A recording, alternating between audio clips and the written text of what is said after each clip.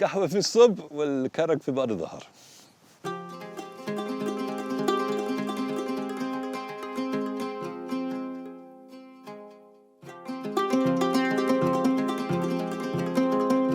There's a very famous archaeologist, Mortimer Wheeler, who talks about the fact that archaeology is people, not pots. With history, with archaeology, there is a kind of storytelling element to it, right? And as an archaeologist, you are telling stories using the objects that people made in the past, okay? So my interest in archaeology began when I was a child, actually. I grew up in a beautiful part of Britain called Cornwall, which has one of the best preserved Neolithic landscapes anywhere in the world. People used to tell stories about the nature of these ancient stones. They used to say that the stones were there because the giants had been fighting and they'd thrown stones at each other. They used to say that the devil had turned people to stone. And these stories, they fascinated me as a child. So I didn't realize it at the time, but that was where my archaeological journey, if you like, began.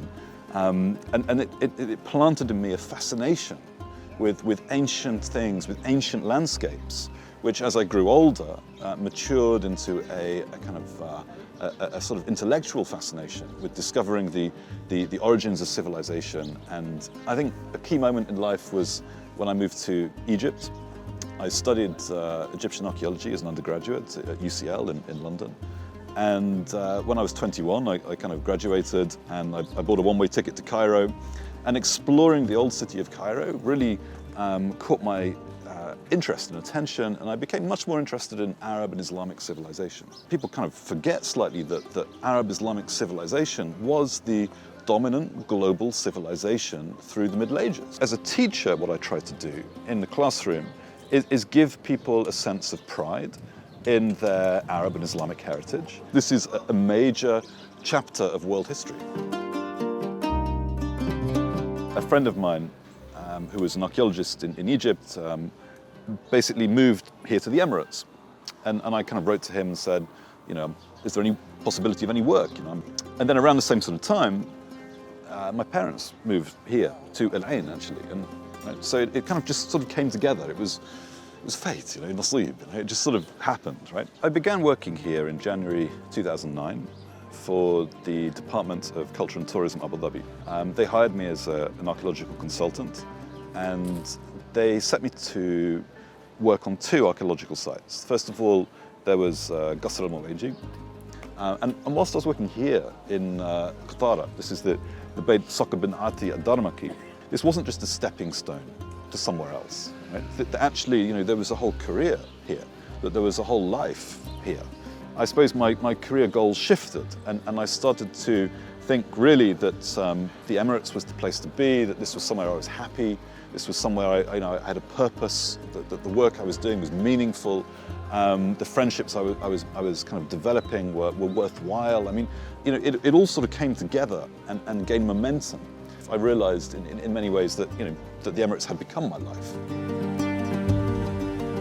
I took my first job at a university here in the Emirates when I was working as a teacher at Zayed University in Abu Dhabi. I've been here long enough now to sort of teach multiple generations of Emirati students, cohorts of students leaving.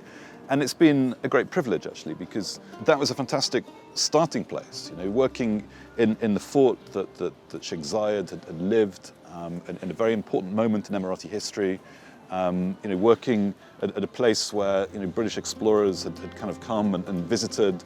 So it all felt like I was sort of, I don't quite say reliving that moment, but certainly engaging with that period. And at the time, I was reading a lot, I was talking to people, I was working on the site, I was fully immersed in that episode of Emirati history.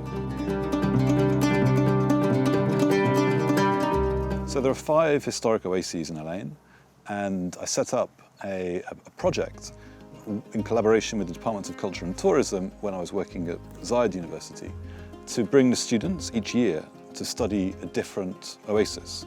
And we used to spend a month here. We'd explore the oases together. We'd record all of the irrigation features and all of the archaeological features. And we started to put together this really fantastic map of the archaeology of the oases of Ain. And then I used to bring the students to present their work at the Seminar for Arabian Studies in the British Museum in London. I was really proud of this, actually. It was a good example, I think, of research-led teaching, which is engaged really with getting young Emiratis to take ownership of their research and to get them involved with the research process, producing new knowledge about the history and culture of the United Arab Emirates. Archaeology, I think, is not really the study of palaces and temples. And archaeology is very often the humble things, you know, the smaller stories, the objects used by normal people in everyday life. So I think essentially in the future, archaeologists will be digging up a lot of plastic. Right? All of these plastic bottles do not degrade. And I'll tell you what as well, in the future, archaeologists will be able to spot the corona layer because of all the discarded face masks. You know? So you know, they'll be able to date 2020, they'll be able to see it exactly, right, because of all the face masks. So, you know, I mean, rubbish, I mean, actually tells us a lot about the societies which produce it.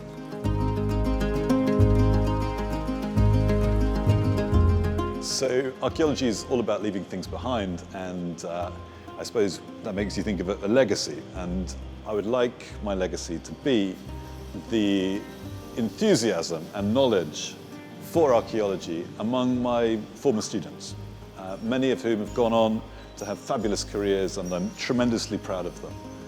I would also like to think that my research here in Ain and also up in Qawain has contributed to developing the story, the national story of the United Arab Emirates.